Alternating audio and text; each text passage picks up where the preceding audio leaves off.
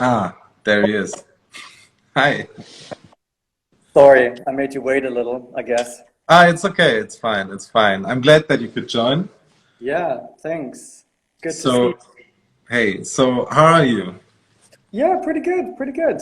I've been looking forward to this, so, you know, let's get Yeah, started. very excited. Thank you very much for taking your time. Well, thanks for. So, sure thing. Um, I mentioned before that you've released your book, Swim with Dolphins. And the title Swim with Dolphins, alongside the overall concept of your book, is a nod to the bucket list. How did you come up with the idea of creating a book around this concept? Well, I guess when I first started out, I really had no idea what I was doing. So I just had a little bit of time on my hands and started to walk around with my camera, taking pictures. Yeah, And well, in a way, I think for me. That seems to be a good way to start a project, anyway. So sure. you know, I was just taking pictures of whatever caught my attention, and then after a while, like after a couple of weeks, you start to go through what do you have, and so I mean, the vast majority of the pictures I took in Yeah, Brandenburg Park, yeah, kind of walking around, and I knew pretty quickly I did not want to make a book about Brandenburg. Like that yeah, was going to be my topic of choice. It really had very little to do with it, you yeah, know? It just happened to be the place that I was in at the time.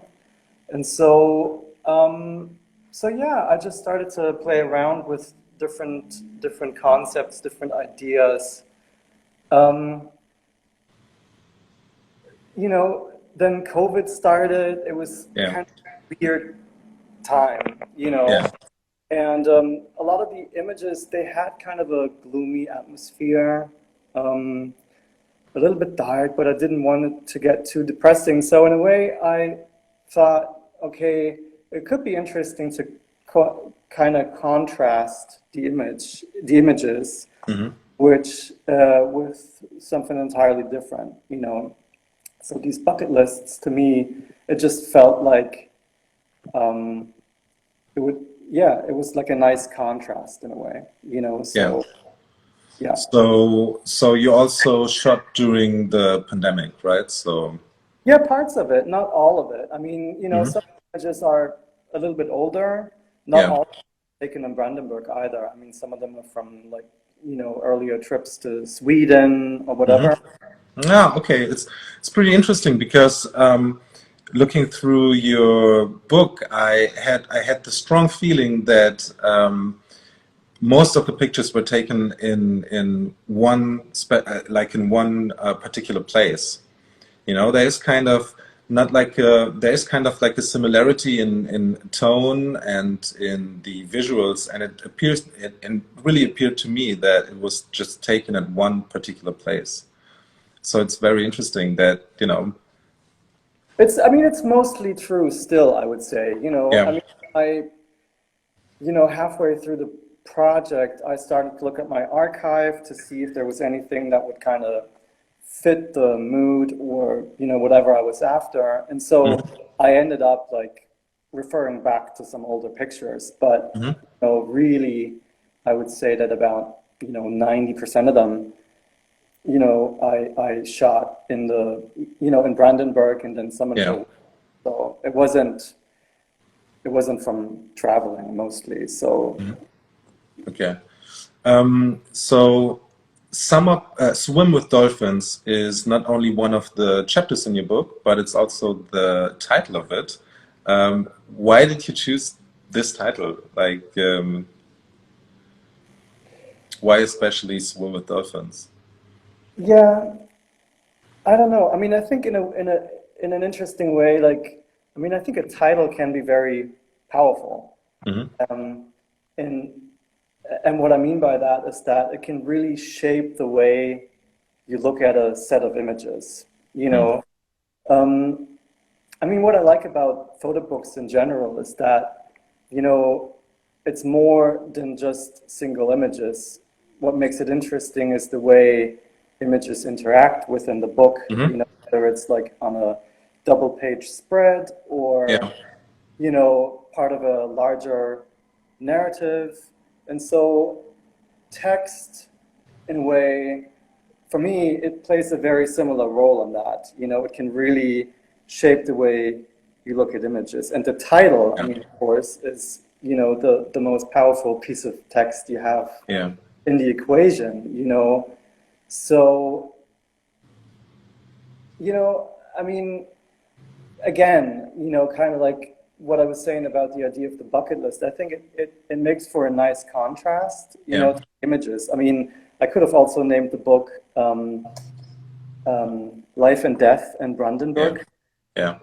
And it would have been like a very different experience. Absolutely. Yeah. Opening up the book and looking at it.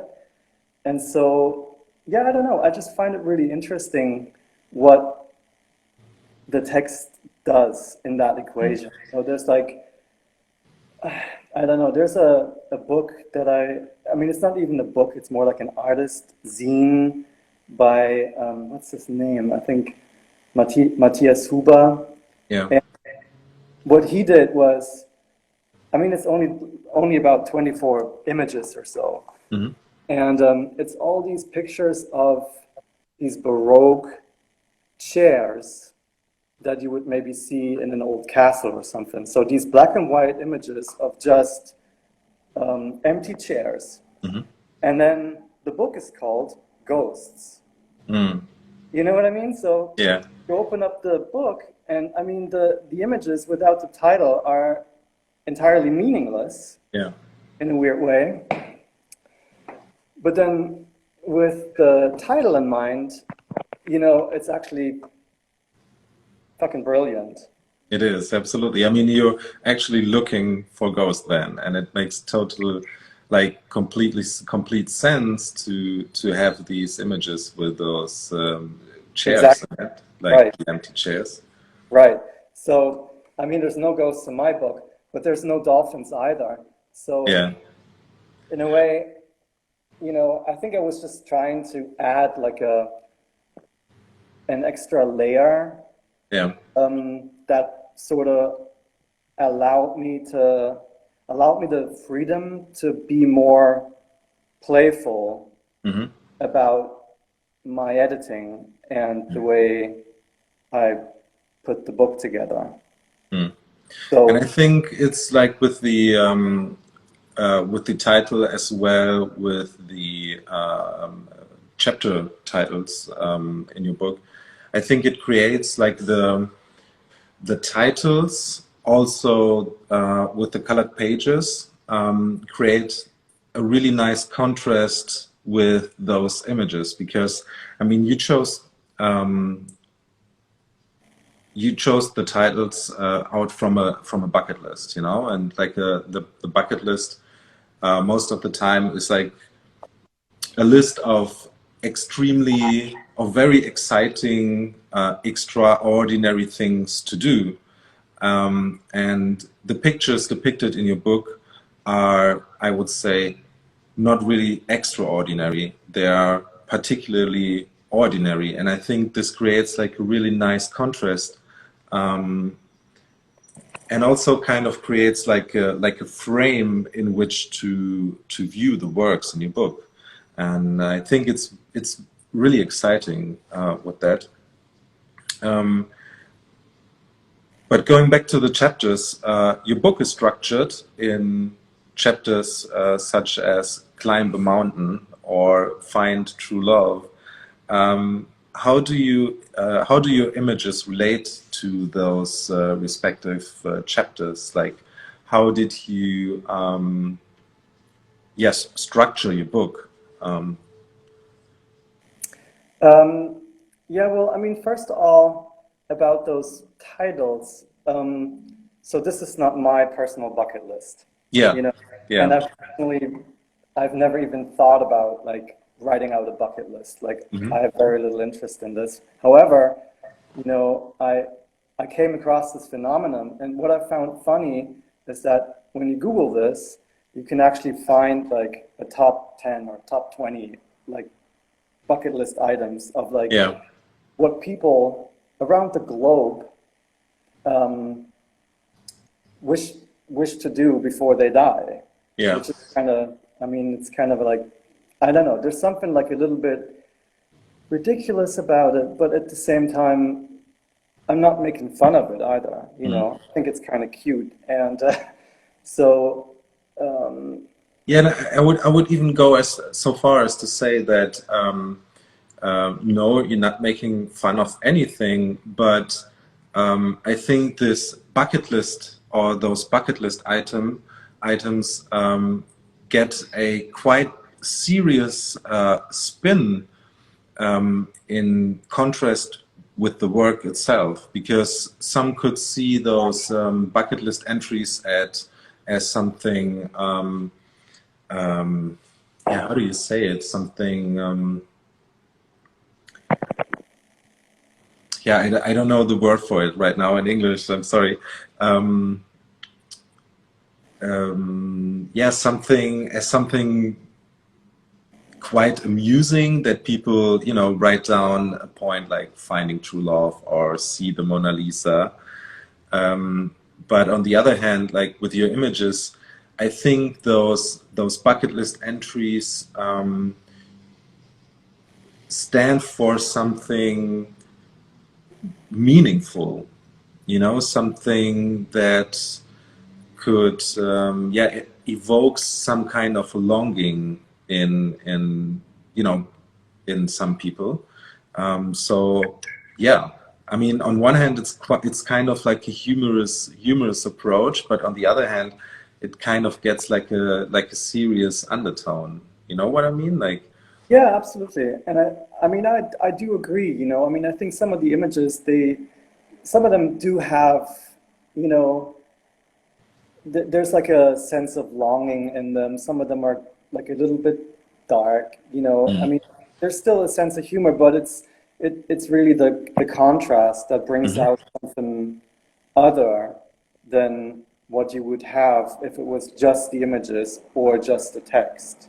You know? So it's kind of like the discrepancy between the you know, that sense of longing and, you know, these like, yeah, the wishes, like whatever people are hoping for in their lives, you know. yeah, And I mean, the images, I'm not trying to be to illustrate these concepts, you know. So when the, you know, the first chapter is see the Mona Lisa, and then you turn the page and the first image is just this weird, like burned yeah, kind of tree stump that looks a little bit like some sort of bust. So, I mean, there's a slight resemblance to like a human torso, but then again, there isn't, you know, it doesn't have much to do with it. But, you know, the image gets kind of charged by what you're reading beforehand, yeah, or at least that's kind of what I'm hoping for, you know. And so that's ultimately what drove the edit and the book and the idea of like working with these 8 different chapters, you know, where each chapter starts with one of these bucket list items or wishes or whatever you want to call them, and then it sort of creates some sort of tension in relation to these images, yeah. you know.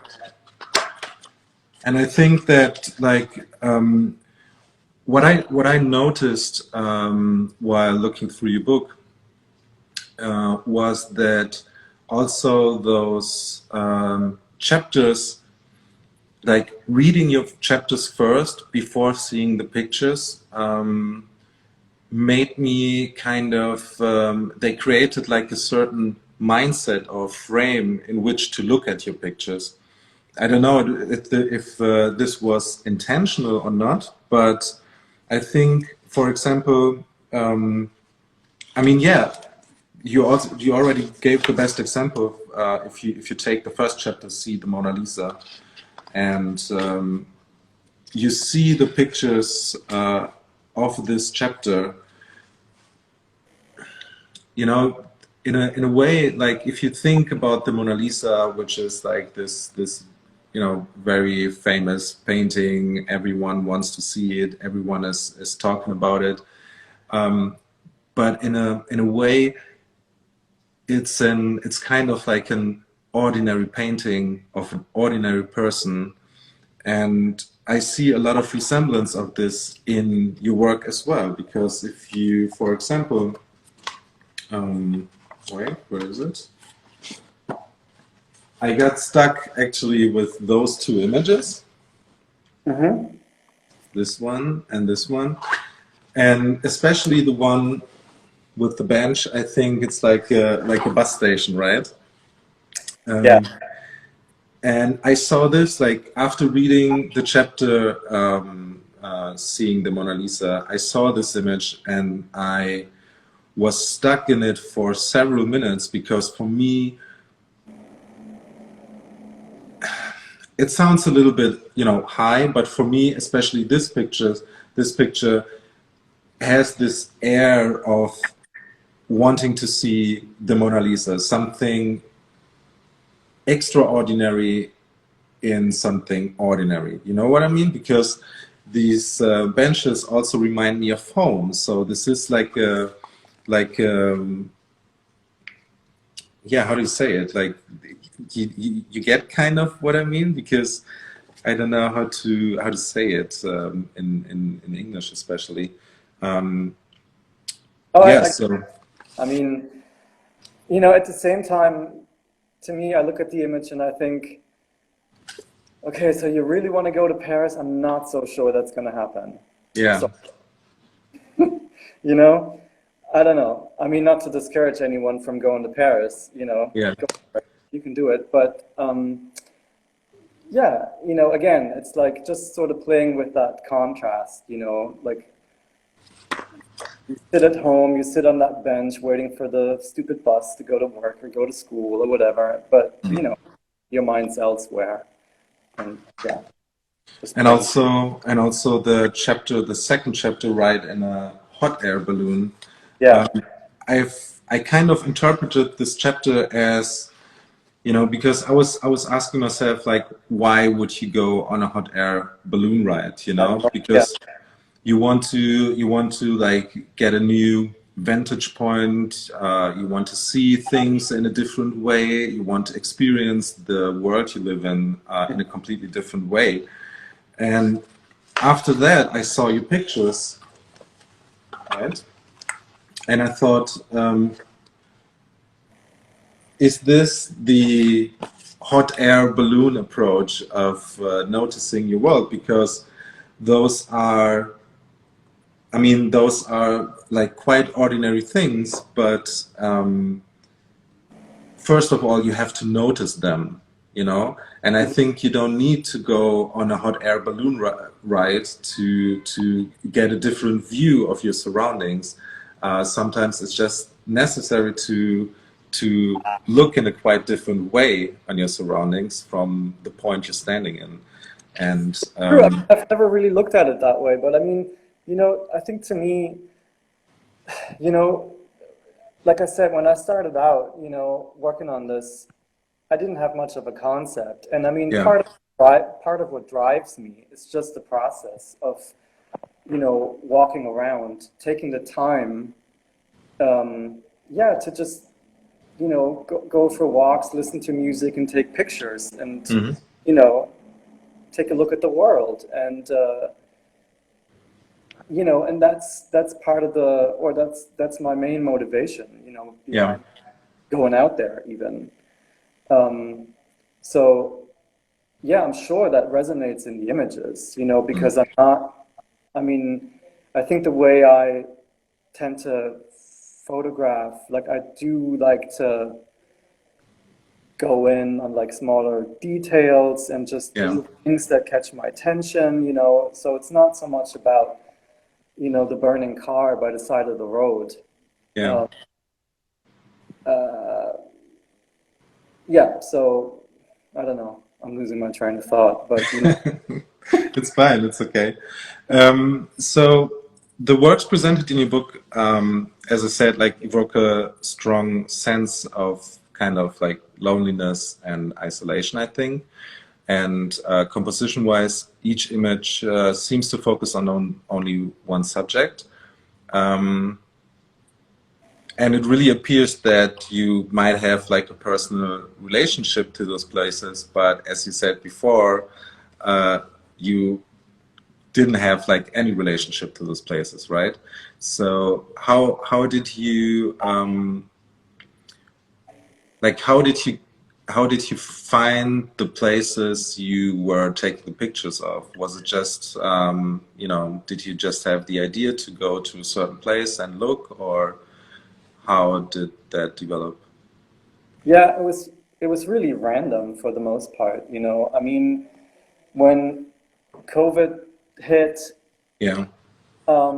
you know, there wasn't anywhere else to go really, you know. Mm. So I live in Berlin, and so, you know, Brandenburg is, yeah, I mean, you just try to get out of the city as much as you can, you Yeah. know, see something else, but it wasn't like proper traveling. That just wasn't happening and possible. Hmm. So, you know, it was really just by chance, you know. I mean, I think had it not been for COVID, I might have taken very similar images in an entirely different place, Hmm.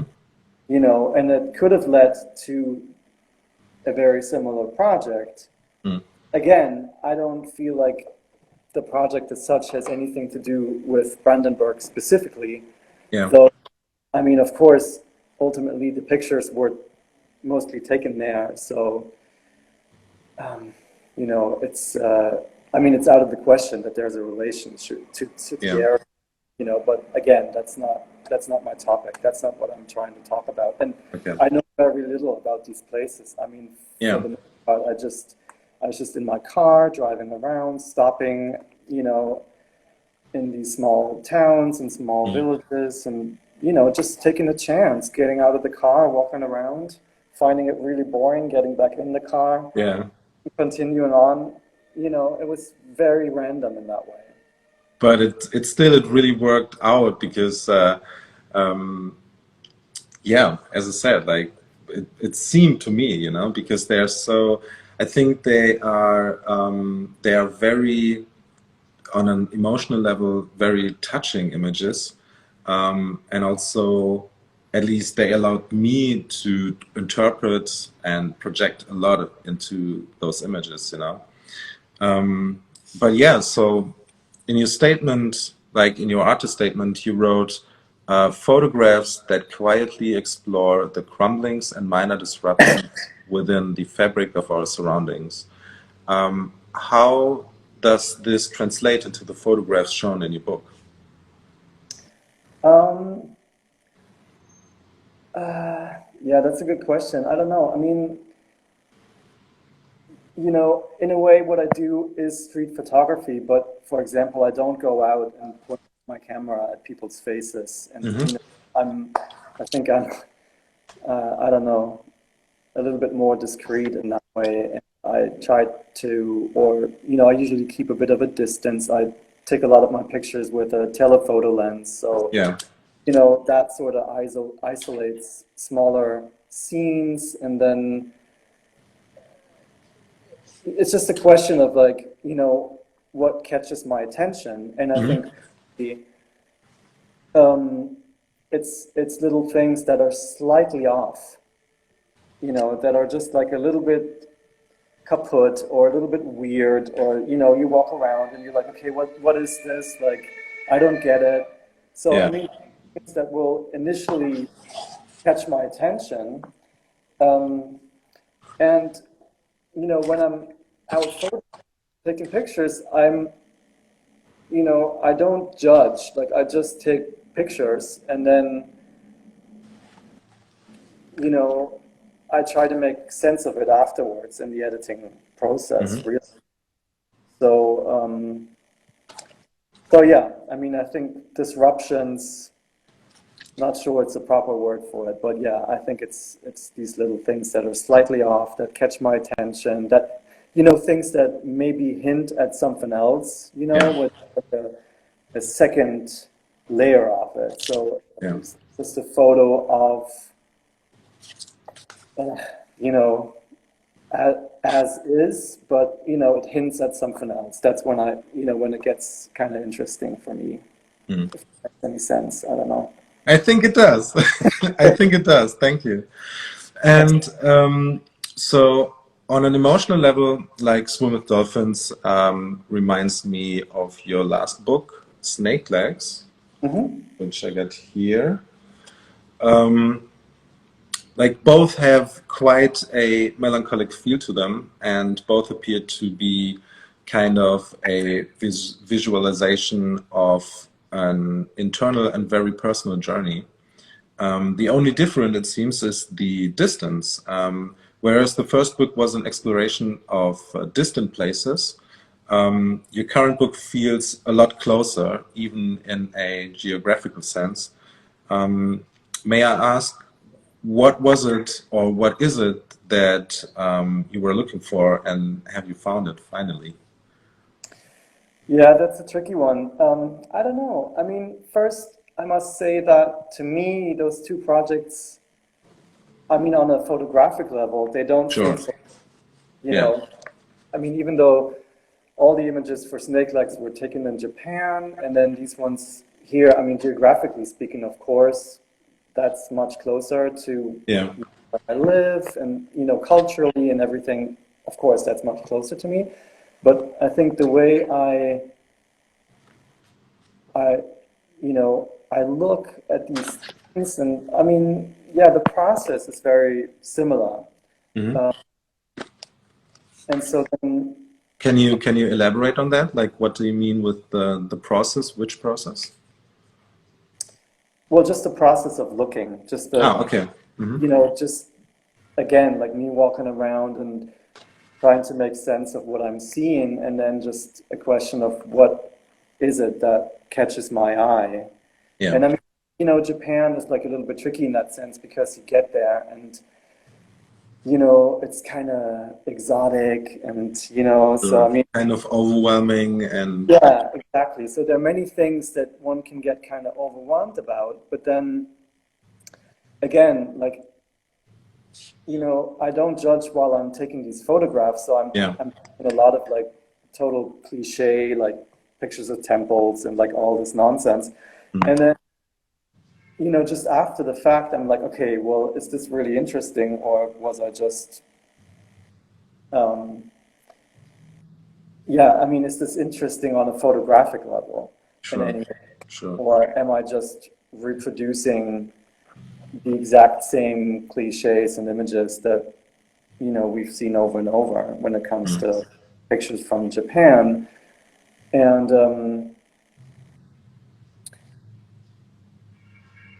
so I don't know. I mean, like I said, it's these little things that catch my attention, and I would say that photographically these two projects were not too far off from one another.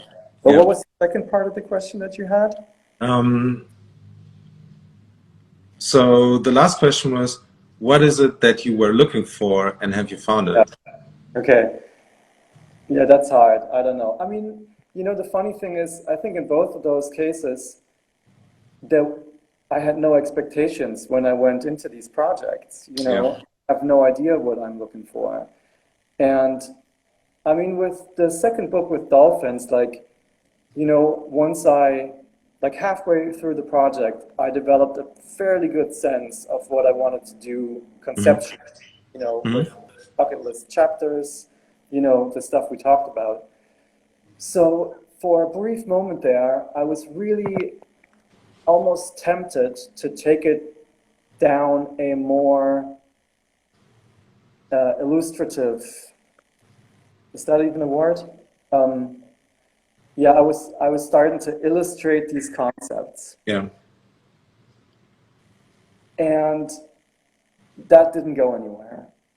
Once I started doing that, I was like, okay, wait a minute, this is getting really boring. Yeah. I was playing around with this document and InDesign, just kind of like swapping out images back and forth, la-di-da. And as soon as I realized, okay, now I'm actually going out searching for specific images, it stopped working. So, Okay. Yeah. you know, yeah, so I had to kind of get away from that and just play it by ear and just see whatever came my way. And that's, yeah, so That's interesting and quite nice, I think, because I kind of have a very similar approach when working, for example, on different series, because most of the time I don't really have an idea of what I want to do. I just get out there, take pictures, explore my surroundings, and like it's like a day by day editing process where I look through my work and see, okay, which work I like, which pictures I like, which I don't like, and then after like a certain amount of time, I think like I can see that there's like a development in style and language of pictures of my pictures, and after that I could develop like a series out of it, you know. So I think it's like quite the same or very similar approach like you have, which is in stark contrast to other photographers who have like this pre-plan, let's say, of what to shoot and how to shoot it, and yeah. But for me personally, this is like more often. There's more appeal to it because I really enjoy like walking around and being surprised by my surroundings, right? I mean, you know, it's mainly about the sense of surprise, you Yeah, know. exactly. And I mean, that's what I enjoy most when I'm shooting myself, and that's what I enjoy most when I'm looking at other people's work. You know, it's like you go through a book, you turn a page, and you see something that you haven't expected or that Yeah. you haven't seen before, or you know, that's where it gets kind of interesting. And I mean, sometimes it's a painful process. You know, I mean, sometimes like one walks around for a day, and you know, and there's nothing. Yeah. You You know, see absolutely nothing, or like every picture you took is just meh, you know? exactly. And that's, I mean, it can be a killer, but Yeah. you know, all the more rewarding when you know, see something that really sticks and that lasts. You know, because I mean, sometimes there are images that one gets really excited about on first, you know, in the moment, Yeah. and then like, you know, Absolutely. the next day or in the evening or whatever, you know, Yeah. you look like, well, you know, this Yeah. is kind of a picture, but it's not going to survive. Yeah. Sorry. Yeah. Over the course of like what was the span in which you took those pictures? Or the overall time you worked on this book, including editing? Yeah, I'd say it was probably like a year and a half. I mean, like I said, like some of the images actually came out of my archive. Hmm. So there's a few older images, but the main body of work I started working on like early last year, like before COVID and then during COVID, you know. Mm. So yeah, I mean, I guess it was a fairly quick process in that way, but that's how I roll. That's good. So again, like very, very beautiful book. Thank I you. thoroughly enjoyed, as you can see, I thoroughly enjoyed working my way through the book. And I mean, I already showed some pictures of it, and it's really, really nice. And again, like it really in a personal sense, it really reminds me of a home. And this is, yeah, again, this is quite interesting because he said, like, I mean, I grew up in the northwestern part of Germany, and you said that it was mostly shot in Brandenburg or, you know, in Sweden or somewhere else. And it's really interesting that most of your images speak a language that in a way, tell me this is home. You know what I mean? Because, and that's why I was particularly happy to see this work, because there's so much stuff that reminds me of my youth in this small town, like growing up over there, and especially the image with the bus station, like those orange seats, sitting there every day waiting for the bus, and also if you take, for example, this image, which is, this is hilarious. It's really hilarious. But they, like, most of the pictures you show in your book have like a kind of desolate feeling to them, but also in a very hopeful and melancholic manner. And this is what I thought was particularly striking to me. Or if you take this picture, which is also amazing with the, with that missing part. And yeah, so beautiful book, very beautiful. Well, I'm glad you're enjoying it like that. That's amazing to hear, and I'm very happy you can, I don't know, relate to it emotionally in that sense. Yeah. That's yeah. Okay, so we got quite some comments here. I'm gonna read a question by Sorbet Weather. Thoughts on the validity of iPhone camera photography? Do you have an opinion on that? Well, I don't know. I mean, I have absolutely no problem with it. I mean, the iPhone I'm holding in my hand right now is like a very shitty old iPhone. So the camera on this phone is trash, but new iPhones, they do have amazing cameras. And but to be honest, I don't have a lot of experience with it. But I think, I mean, at the end of the day, I'm not a tech nerd whatsoever. Like, I mean, at the end of the day, you can take amazing pictures with whatever kind of camera and make it really touching or meaningful or whatever else. I mean, not every camera fits every project, I would say.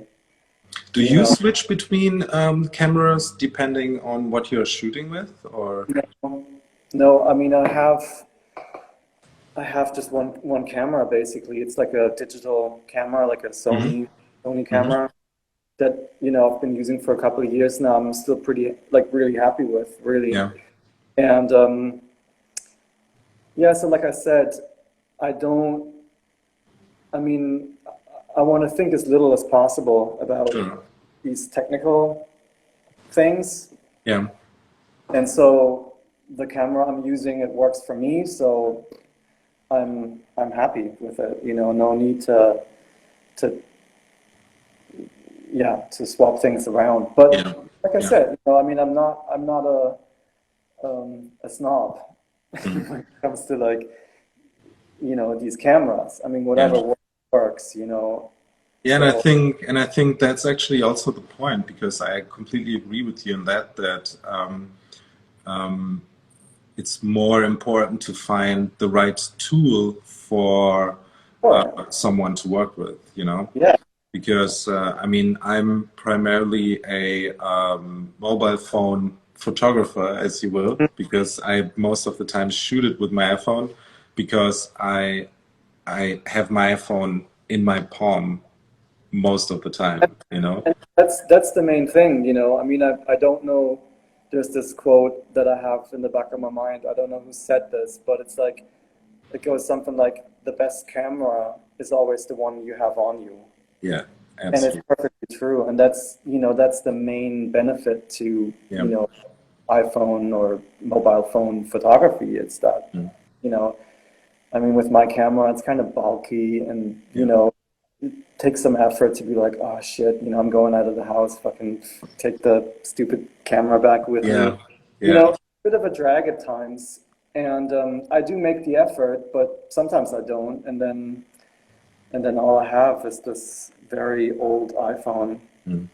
Yeah. And it's funny that you mentioned that, because this was actually one of the main reasons why I started shooting with my phone, because at some point I exactly had this train of thought that I was like, yeah, I would like to go and take pictures, but I don't want to take my equipment with me. I don't want to carry this bulky and heavy camera.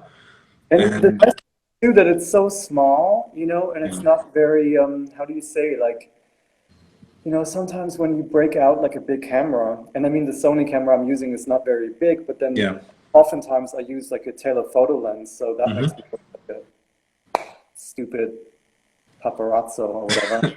yeah, And the way, I mean, you can be kind of discreet about it, because you can zoom in and kind of shoot from a hmm distance, but when people take notice of you, you just look like a photographer. yeah, exactly. You So know, in a way, it's less intrusive, to Absolutely. It's very discreet. People don't mind. Like you can walk around, take a picture of someone's house, without like some person being like, "What are you doing?" Taking a picture of my house. So, there's yeah, some exactly. more benefits to that for sure. Exactly, but funny enough, like on the other hand, recently I started.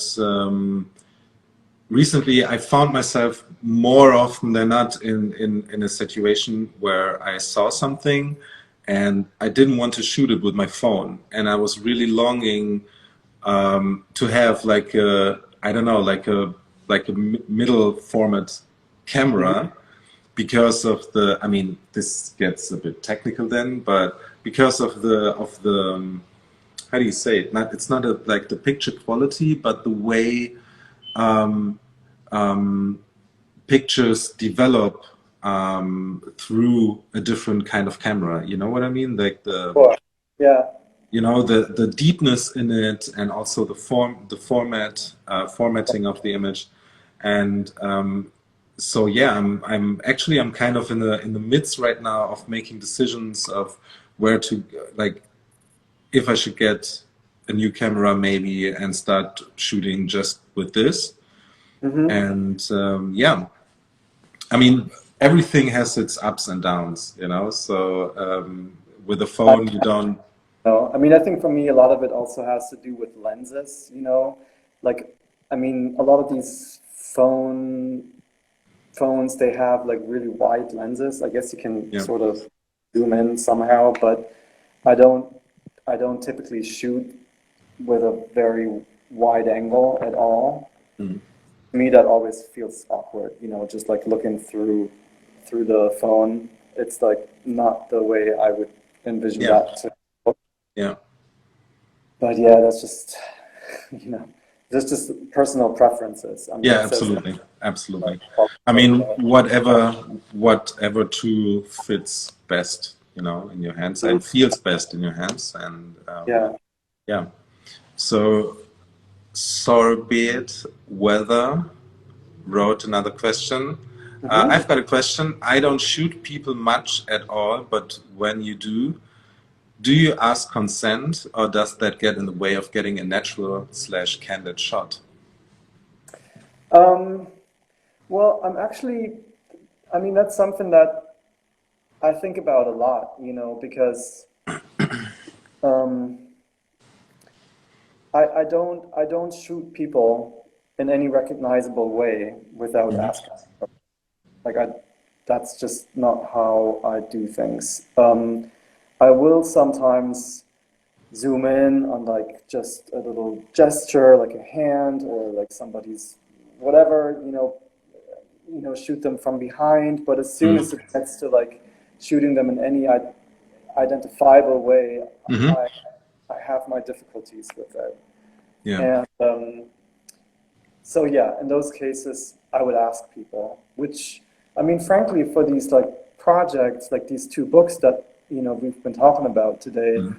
I mean, it's rarely happened at all. You know, I mean, I also work as a freelance photographer, and actually most of the assignment work that I do is taking portraits. So, Okay. you know, I'm very well accustomed, like, dealing with people, and I do really enjoy the process. But in any case, I'm finding it very important to have consent and to, you know, possibly spend a little bit of time with the people that I'm shooting. All right. Yeah. So, yeah, but that's just my personal take on it. I mean, obviously Sure. there's, you know, very important bodies of work that, you know, completely ignore that Yeah. concept. Yeah. And there's a lot of value to that also, you know. Absolutely. I mean, you mentioned that you know, one of your field of work is um, taking portraits of people, and I think that it's like a completely different environment, right? Because you have this. I mean, people you take portraits of, or you are assigned to take portraits of, they know that you're coming over and taking their picture. Sure. But in a like an urban environment, let's say out on the streets or somewhere else where you encounter like a complete stranger, do you find it hard to actually engage with that person? I mean, he or she might say, well, no, I don't want you to take my picture or whatever. Do you find it particularly hard, or is it something easy for you? No, I mean, I don't know, I'm shy, Yeah. you know, so I do find it difficult to approach people that way, you know, and I mean, oftentimes, frankly, with these projects that I'm shooting, that's not what that's all about, you know. I mean, maybe in the future I'll do a different project, and then that will be part of it. Um, but yeah, I mean, generally speaking, I'm finding it difficult, you know, and also, and I mean, that's something that I think Zorbet said her name or his Yeah, name. it's Yeah, so bad weather. yeah, that was mentioned, was that, you know, obviously when you do approach people, it gets a little bit difficult too to catch that moment. You know, if you just take the picture, you know, you might end up shooting something that's more natural, you know, Yeah. because I mean, also when I take like these assignment portraits of people, like oftentimes, you know, it takes some while to get comfortable with one another, to get back to more original, genuine moments.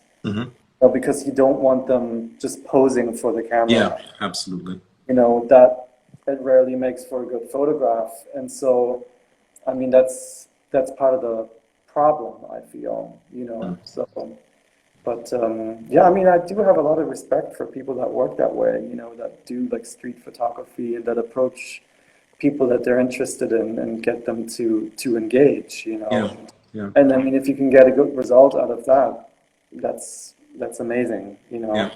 But I think for my projects, mostly I'm quite happy to, you know, stand back yeah. and just be like this weird observer dude with a set Yeah, of, you know, it's I'm like, completely with you on that. That is 100% my opinion because yeah, I sounds a little bit dodgy now that I'm saying it out loud, but no, but this weird observer dude. I mean, well, that's certainly a label for it. But I would agree with you in that because this is a without being weird, of course, but this is without wanting to be weird. But this is, of course, like one of the positions I would like to find myself in, like more, yeah, as you said, like this observer that that is like you know part of the surrounding and working from afar and a bit quieter. And yeah, so I totally agree with you on that one. And so yeah, there's like one other question by Naya Bausch. Hi Anya. She wrote, "Hey Max, regarding the title of your work, Swim with Dolphins, you were inspired by, let's say, collective desires, life goals. Would you say the collective identification or to relate to your photos is a core element in editing your work or even taking pictures in the first place?" I'm not sure I really got that. So what? Would you say the collective identification or to relate to your photos is a core element in editing your work or even taking pictures in the first place? The collective identification. Yeah. If so, how do you decide on which pictures have this kind of general validity? Yeah, that's a good question. I mean, that's always a bit of a challenge, you know. Yeah, with this project, I mean, it's definitely something that I was after. Like I said, I wasn't gonna do a book on Brandenburg. You know, I did want these images to have a broader appeal, you know, not just for people from the area or people from Germany. So, and yeah, it's just, I mean, sometimes the images just have to sit there for a longer period of time, you know, in the editing process to see if they stand the test,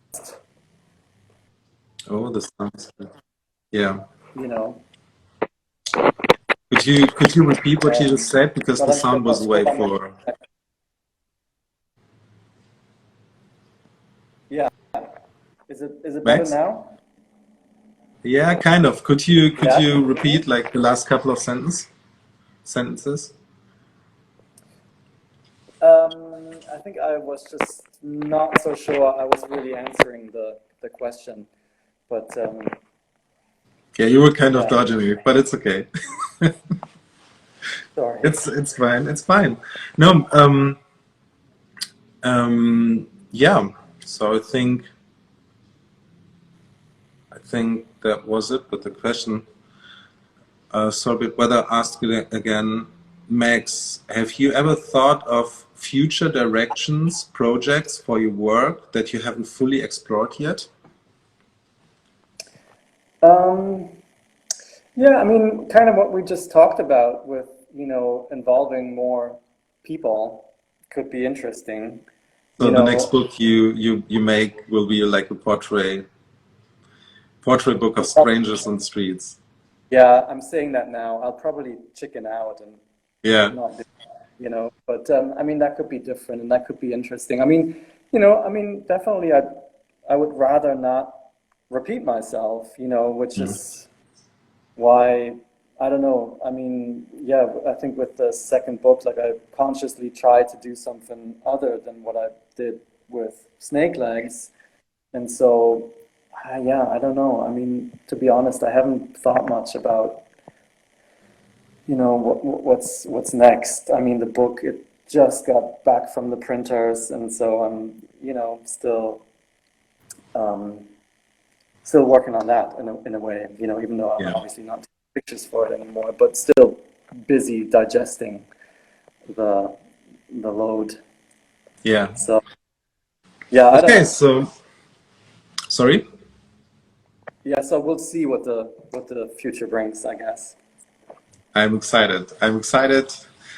And so we got a couple of comments left. So Felix Wiesbaden wrote, "High five, my friend. Proud and happy. Ich muss los." Thank you, And Felix.